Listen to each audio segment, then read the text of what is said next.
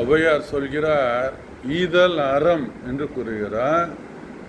ஈதல் அறம் என்றால் கொடுப்பது உங்களுக்கு தர்மமாக அறியப்படுகிறது.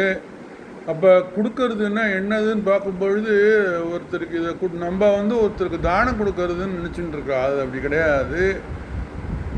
சம்ஸ்காரத்தில் முதல்ல அந்த கல்யாணம் பண்ணிட்டு முதல்ல அதில் ஆரம்பித்து கர்ப்பாதானத்தில் ஆரம்பித்து வரிசையாக அந்த அவர் கொடுத்துட்டே தான் வர்றார்.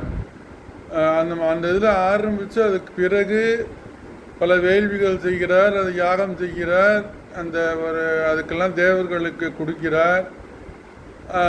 மற்றும் அந்தணர்களுக்கும் மற்றவர்களுக்கும் பொருள் தானம் செய்கிறார். இந்த மாதிரி பல ஈதல் அறம் என்ற வகையில் கொடுத்து கொண்டே வருகிறார். பித்ருக்களுக்கு பிண்டம் போன்றவற்றை கொடுக்கிறார். இது எல்லாத்தையும் சேர்த்து கொண்டே செல்வது தான் ஈதல் அறம் என்பதன் அடிப்படை. அதற்கு பக்கத்திலே ஆதிகாரி வேண்டும், அப்பொழுதுதான் அது செல்லுபடியாகும். அதனால்தான் தர்ம பத்தினி என்ற பெயர். அந்த ஈதல் விஷயத்தை, அந்த தர்மத்தை ரெஜிஸ்டர் செய்கிறது ஆதிகாரி தர்ம பத்தினி தான். அதற்காக திருமணம் என்னும் பந்தம் என்பதற்காக இந்த ஒரு பதிவை நான் குறிப்பிடுகிறேன்.